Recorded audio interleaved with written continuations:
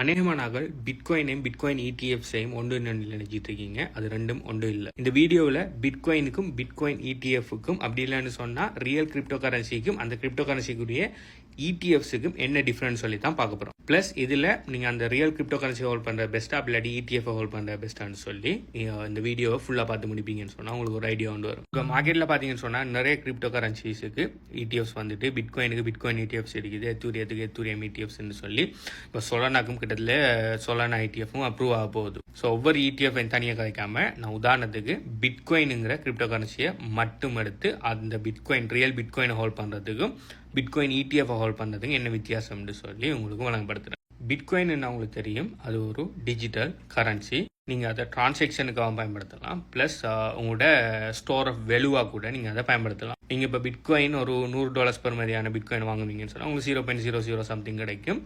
அதை நீங்கள் எடுத்து உங்களோட ஓன் கிரிப்டோ கரன்சி வாலெட்டில் நீங்கள் ஹோல்ட் பண்ணுவீங்கன்னு சொன்னால் நீங்கள் ஜஸ்ட் பிட்காயின் வச்சுருக்கீங்கன்னு அர்த்தம். அந்த பிட்காயினை நீங்கள் இன்னொரு ஆளுக்கு சென்ட் பண்ணலாம், இன்னொரு ஆள்கிட்ட இருந்து பிட்காயின் உங்களோட வாலெட்டுக்கு ரிசீவ் பண்ணலாம், நீங்கள் அதை வச்சிருக்கலாம், எல்லாமே வச்சிருக்கலாம். கிட்டத்தட்ட நீங்கள் உங்களோட கோல்டை உங்களோட பர்சனலாக நீங்கள் உங்களோட வீட்டை வாங்கி வச்சிருக்கிற மாதிரி. நீங்கள் எப்போ வேணுனாலும் அந்த கோல்டை விற்கக்கூடியதாக இருக்கிற மாதிரி இந்த பிட்காயினை நீங்கள் எப்போ வேணுனாலும் விற்கலாம். இது என்னன்னு சொன்னால் செல்ஃப் கஸ்டடி தான் இந்த நார்மலாக பிட்காயின் வாங்கி வச்சிருக்கிறது. ஆனால் நீங்கள் பிட்காயின் இடிஎஃப்பாக வாங்கி போடுறீங்கன்னு சொன்னால் கைண்ட் ஆஃப் ஸ்டாக் எக்ஸ்சேஞ்சில் நீங்கள் பிட்காயினை ட்ரேட் பண்ணுறீங்க.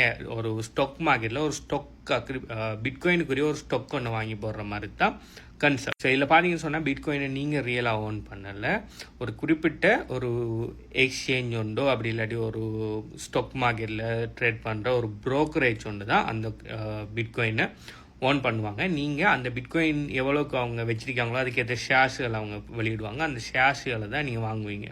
உதாரணத்துக்கு பிளாக் ரோக் பார்த்தீங்கன்னு சொன்னால் பிளாக் ரோக்குங்கிறது ஒரு பெரிய ஃபண்ட் மேனேஜர் உண்டு. அவங்க பிட்காயின் இடிஎஃப்ஸ் இஷ்யூ பண்ணுறாங்க. அவங்களோட பிட்காயின் இடிஎஃப் நேம் பார்த்தீங்கன்னு சொன்னால் ஐபிட்னு சொல்லுவாங்க. ஸோ அந்த ஐபிட் ஷேர்ஸை நீங்கள் போய் வாங்கலாம். அப்போ நீங்கள் ஐபிட் ஷேர்ஸை வாங்கக்குள்ள நீங்கள் ஆக்சுவலாக அவங்களோட புரோக்கர் ஸ்டாக் தான் வாங்குறீங்க. அதோட பெறுமதியான பிட்காயின் இருக்குங்கிற ஒரு கன்செப்டில் நீங்கள் ரியலாக பிட்காயினை வாங்கலை. இது ரெண்டுக்கு இடையில் இருக்கிற மெயின் டிஃப்ரெண்ட் என்னன்னு சொன்னால், நீங்கள் ஒரு பிட்காயினை உங்களோட கஸ்டடியில் ஹோல்ட் பண்ணக்குள்ள நீங்கள் செல்ஃப் கஸ்டடி பண்ணுறீங்க. அந்த பிட்காயின் பாதுகாப்பு 100% உங்களோட கண்ட்ரோலில் இருக்குது. நாளைக்கு உங்களோட வாலெட்டை கீழே காணத்தாலோ அப்படி வாலெட் ஹேக் ஆகினாலும் உங்களோட பிட்காயினை லூஸ் பண்ணது நிறைய சான்ஸ் இருக்குது. ஆனால் நீங்கள் பிட்காயினை இடிஎஃப் நீங்கள் ஷோ பண்ணக்குள்ள நீங்கள் வாலெட் ஒன்று மெயின்டைன் பண்ண எந்த அவசியம் இல்லை. நீங்கள் இவ்வளோ ஷேரை வாங்கி வச்சிருக்கீங்கன்னு சொல்லி நீங்கள் கொஞ்சம் ஷேரை வாங்கி வச்சிருப்பீங்க. அதே மாதிரி உலகத்தில் இருக்கிற நிறைய பேர் அந்த பர்டிகுலர் பிட்காயின் இடிஎஃப் ப்ரொவைட் பண்ணுற ஷேரை வாங்கி வச்சிருப்பாங்க. ஸோ இதில் செல்ஃப் கஸ்டடியில் ஒரு பெர்ஜின் ஒன்று இல்லை. ஸோ அந்த பிட்காயினை பாதுகாக்கிறது இனி அவங்களோட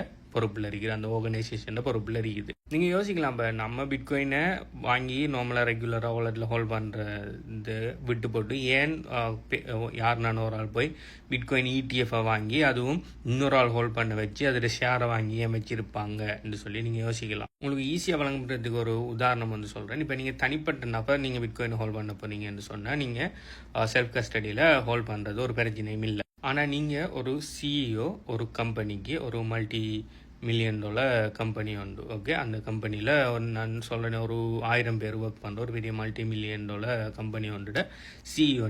நீங்கள் உங்களோட கம்பெனியோட சொத்துக்களில் என்ன சொத்துக்கள் கம்பெனிக்குன்னு சொல்லி சொத்துக்கள் வாங்கி போடுவாங்க. கம்பெனிகள் ரியல் எஸ்டேட்டில் இன்வெஸ்ட் பண்ணுவாங்க, கம்பெனியோட சொத்தை இதில் கோல்டில் இன்வெஸ்ட் பண்ணுவாங்க. அதே மாதிரி கம்பெனியோட சொத்தை கம்பெனி இன்வெஸ்ட்மெண்ட்டை நீங்கள் பிட்காயினில் இன்வெஸ்ட் பண்ணக்குள்ள நீங்கள் ஜஸ்ட் பிட்காயினை சும்மா வாங்கி போடக்குள்ள அதை வச்சுக்கொள்கிற இப்போ 1000 பேர் எம்ப்ளாயீஸ் ரெஸ்பான்சிபிள். அடுத்தது உங்களோட ஆர்கனைசேஷன் ஃபுல் மணி, உங்களோட சொந்த பணம் இல்லை, உங்களோட ஆர்கனைசேஷன் மணி. ஸோ அதை நீங்கள் உங்களோட கஸ்டடியில் வச்சிருக்க முடியாது. அதை உங்களோட ஷேர் ஹோல்டர்ஸ் ஒத்துக்க மாட்டாங்க. ஏன்னா நாளைக்கு நீங்கள் அதை உங்களோட வாலெட்டோட டீட்டெயில்ஸை காணத்தாலும் உங்களோட வாலெட் உங்களோட ஹைலைக்குள்ள ஹேக் ஆகினாலும் நிறைய பிரச்சனை இருக்குது. அதனால் இப்போ உங்களோட ஃபுல் ஆர்கனைசேஷன் மணியை நீங்கள் பிட்காயின் இடிஎஃப்ஸில் நீங்கள் ஷேராக வாங்கி போடக்குள்ள ஸோ அதை ஹோல்ட் பண்ணுறது, அதை ப்ரொடெக்ட் பண்ணுறது, அந்த பிட்காயினை பாதுகாக்கிற யார் பொறுப்புன்னு சொன்னால் அந்த தேர்ட் பார்ட்டி அந்த பிட்காயின் இடிஎஃப் ப்ரொவைட் பண்ணுறாங்கிற பொறுப்பு. நாளைக்கு அவங்க அந்த பணத்தை இல்லை ஏதாவது பிரச்சனை ஹேக் நடந்தாலோ அவங்க வேறு இன்சூரன்ஸ் பண்ணி வச்சுப்பாங்க. ஸோ உங்களோட பிட்காயினுக்கு எந்த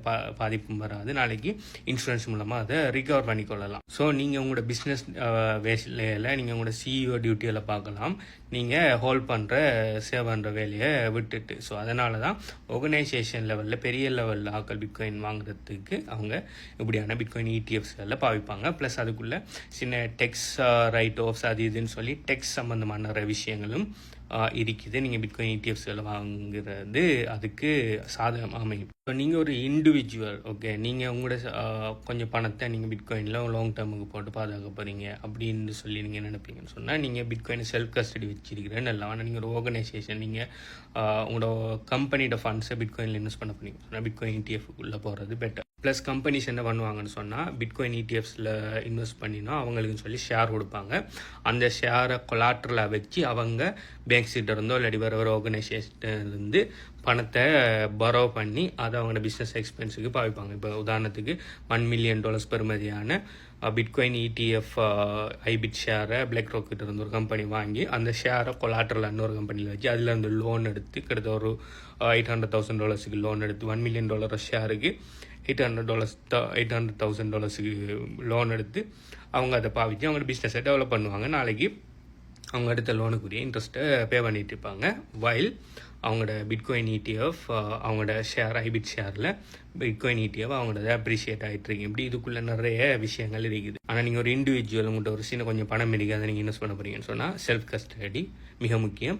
செல்ஃப் கஸ்டடிலையும் பெஸ்ட்டான செல்ஃப் கஸ்டடி எதுன்னு சொன்னால் கோல்டு வாலெட்டுகளில் உங்களோட கிரிப்டோவை பாதுகாக்கிறது. வாலெட்ரு டைப் ஹாட் வாலெட்னா என்ன, கோல்டு வாலெட்னா என்ன, செல்ஃப் கஸ்டடி வாலெட்டுனா என்ன, கஸ்டடி வாலெட்டுனா என்ன, Web3 வாலெட்னா என்னன்னு சொல்லி எல்லா வாலெட்ரு டைப்ஸ் எல்லாத்தையுமே நான் வர வீடியோஸ் எல்லாம் டீச் பண்ணியிருக்கிறேன்.